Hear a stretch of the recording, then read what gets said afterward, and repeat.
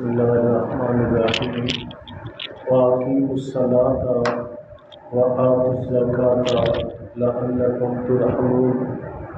صدق اللہ العظیم وبلغنا رسول النبی الکریم۔ الصلاۃ والسلام علیک یا رسول اللہ وعلی آلک وصحبک یا حبیب اللہ۔ عزت و احترام کے لائق نمازی بھائیوں، دوستوں، بزرگوں، آج کے درس قرآن میں دو اہم مسئلے جو کئی مرتبہ میرے ذہن میں آئے اور وقت کی قلت کے پیش نظر آپ کو بتا نہیں سکا۔ ایک دو مرتبہ میں نے پیچھے نماز پڑھی ہے، تو اس فاسٹ اور موبائل دور میں بھی کچھ ہمارے نمازی حضرات نماز میں جو ایک دو غلطی کرتے ہیں اور اس کا اثر جو ہے وہ نماز کے ثواب پہ پڑتا ہے، وہ اہم باتیں میں آپ سے شیئر کرنا ضروری سمجھتا ہوں۔ پہلی بات یہ ذہن میں رکھیں کہ اللہ تعالیٰ نے قرآن مجید میں جہاں پر بھی ہمیں نماز کے ادا کرنے کی تلقین کی ہے، وہاں پر اللہ نے لفظ ارشاد فرمایا ہے اقیموا الصلاۃ، کہ نماز قائم کرو۔ حالانکہ عربی زبان میں ادو کا لفظ بھی ہوتا ہے جس کا معنی ادا کرنا ہوتا ہے، اقرأ بھی ہے جس کا معنی پڑھنا ہے۔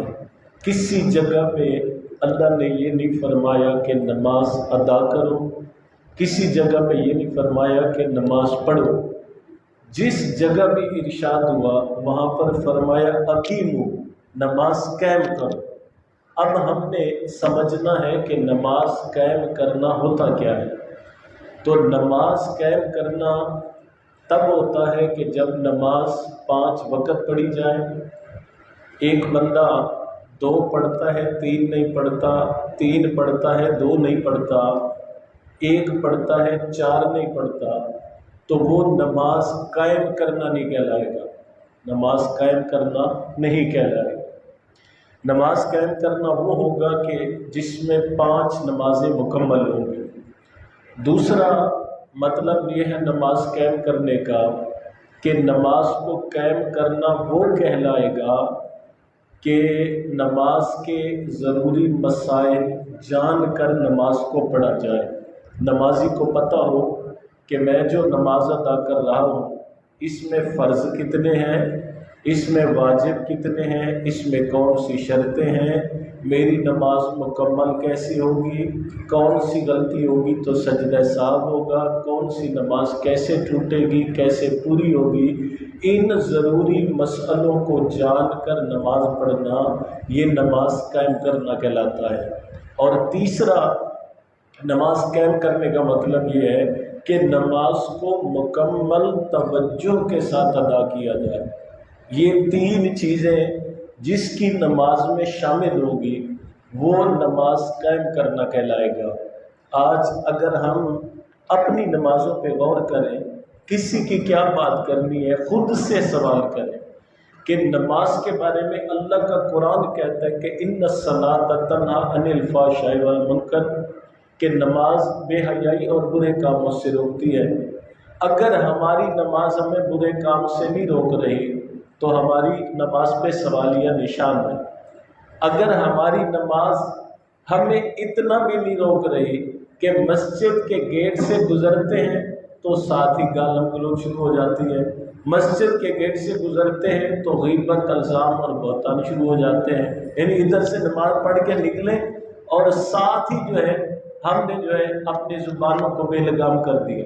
تو سوال پھر ہماری نماز پہ ہے کہ اللہ تو فرما رہا ہے کہ نماز گناہ سے روکتی ہے، بے حیائی سے روکتی ہے، برے کاموں سے روکتی ہے، اور ابھی ہم مسجد کی باؤنڈری بھی باہر نہیں نکلتے کہ وہ گناہ شروع ہو جاتا ہے۔ تو وہ نماز کیوں نہیں ہمیں اس کام سے روک رہی، وہ خوف کیوں نہیں ہمارے دل میں آ رہا؟ تو ہماری نماز پھر نماز قائم کرنا نہیں ہے۔ سرکار علیہ الصلوۃ والسلام صحابہ کرام کو تبلیغ فرماتے ہوئے یہ ارشاد فرمایا کہ نماز میں چوری سے بچو، نماز میں چوری سے بچو۔ صحابہ حیران ہو گئے عرض کرتے ہیں یا رسول اللہ نماز میں بھی بھلا کوئی چوری کرتا ہے؟ نماز میں تو کوئی چوری نہیں کرتا۔ آقا کریم نے فرمایا کہ جو بندہ نماز کو صحیح طریقے سے ادا نہیں کرتا، اس کا صحیح طریقے سے ادا نہ کرنا یہ نماز میں چوری کرنا ہے۔ اور جب نماز میں یہ چوری ہو جاتی ہے پھر فرض تو ادا ہو جاتا ہے لیکن وہ بندہ نماز کے مکمل ثواب سے محروم ہوتا ہے، نماز کے نور سے محروم ہوتا ہے۔ جس نماز نے اس کو گناہ سے روکنا ہے، اللہ کی رحمت کے دروازے کو کھولنا ہے، اس سے وہ بندہ جو ہے محروم ہو جاتا ہے۔ تو میں نے کچھ نمازیوں کو یہ دیکھا ہے، ادھر ہر جگہ پہ ہوگا لیکن میں نے یہاں پر دیکھا ہے کہ اس دور میں بھی نماز پڑھتے ہوئے بہت سارے نمازی حضرات جو ہے جب اللہ اکبر کرتے ہیں تو دو تین طریقے لوگوں نے اپنائے ہوئے۔ بعض ایسے شہزادے ہیں کہ وہ ایسے ہاتھ رکھتے ہیں، یعنی کانوں کے ساتھ نہ ایسے سر کے ساتھ اللہ اکبر، یہ طریقہ ٹھیک ہے، یہ بھی غلط۔ اور بعض ایسے ہیں کہ وہ کان کو پکڑ کے اللہ اکبر کرتے اللہ اکبر، تو یہ دونوں طریقے غلط ہیں۔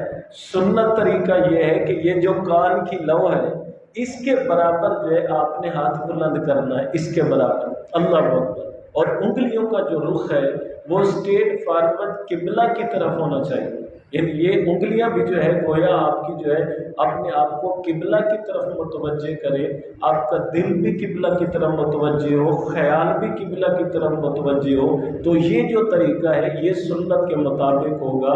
اگر یہ انگوٹھا لگ بھی جائے تو کوئی حرج نہیں ہے، لیکن اس کے برابر جو ہے آپ کے ہاتھوں کا اٹھنا جو ہے یہ سنت کے مطابق ہوگا، اور پھر جو ہے آپ کی نماز اس طرح جو ہے سنت کے مطابق ہوگی، ایک بات۔ اور دوسری بات، بعض نمازی جو ہے رکوع میں یہ غلطی کرتے ہیں کہ صحت مند ہونے کے باوجود، ٹھیک ہونے کے باوجود، ایک تو بندہ معذور ہے نا، اس کا تو معاملہ ہی الگ ہے، یعنی معذور بندہ کہ جس سے رکوع ادا نہیں ہو رہا، سجدہ نہیں ادا ہو رہا، معذور بندے کے لیے تو شریعت کا خلاصہ یہ ہے کہ وہ جس طرح بھی آسانی سے نماز ادا کر سکتا ہے وہ کرے، معافی نہیں ہے، بیٹھ کے پڑھ سکتا ہے، لیٹ کے پڑھ سکتا ہے، اشارے سے پڑھ سکتا ہے، اس کے لیے تو معاملہ الگ۔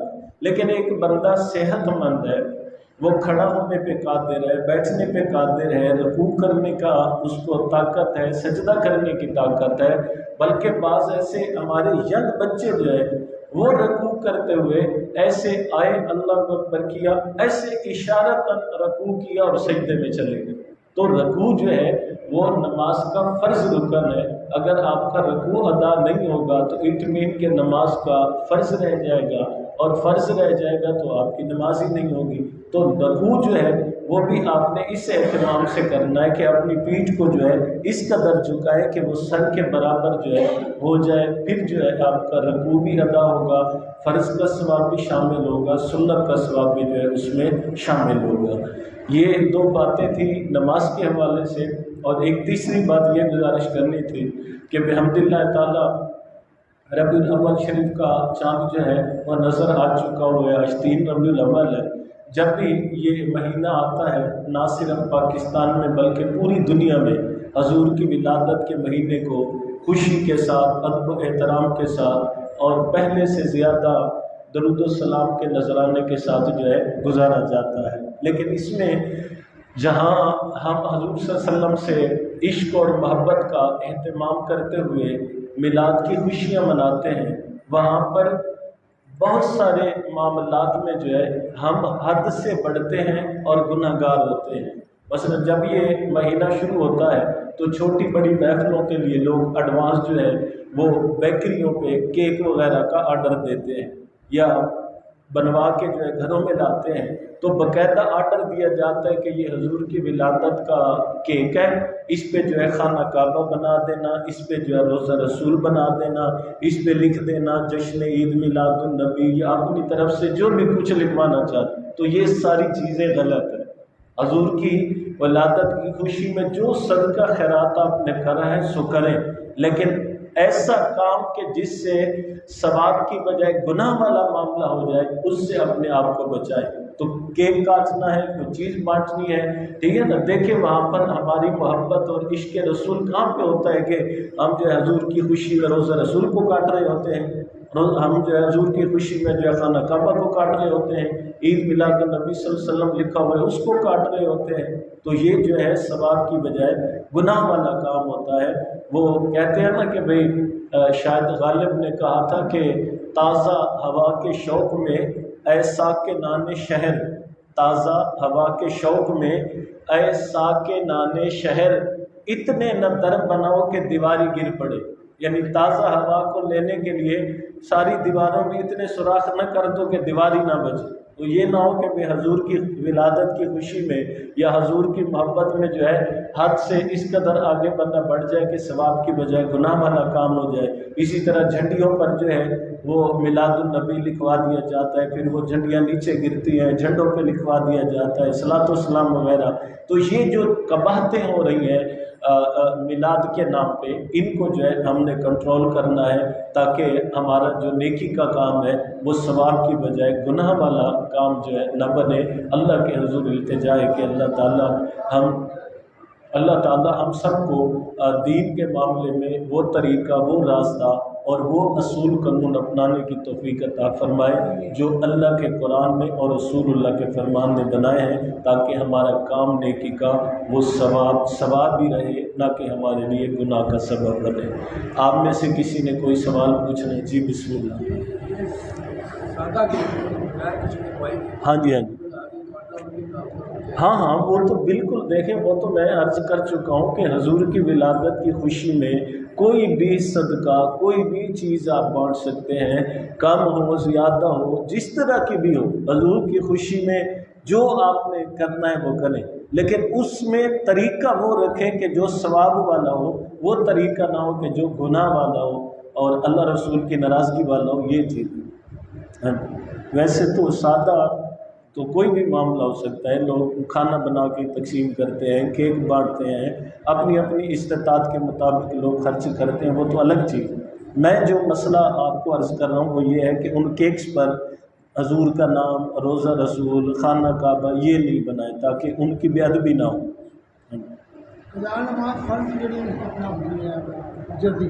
ہاں جی فجر کی نماز تو پہلے پڑھی جائے گی یا بعد پڑھ سکتے جی فجر قضا نماز کے بارے میں اگے بھی ایک دن مسئلہ دسیا سی۔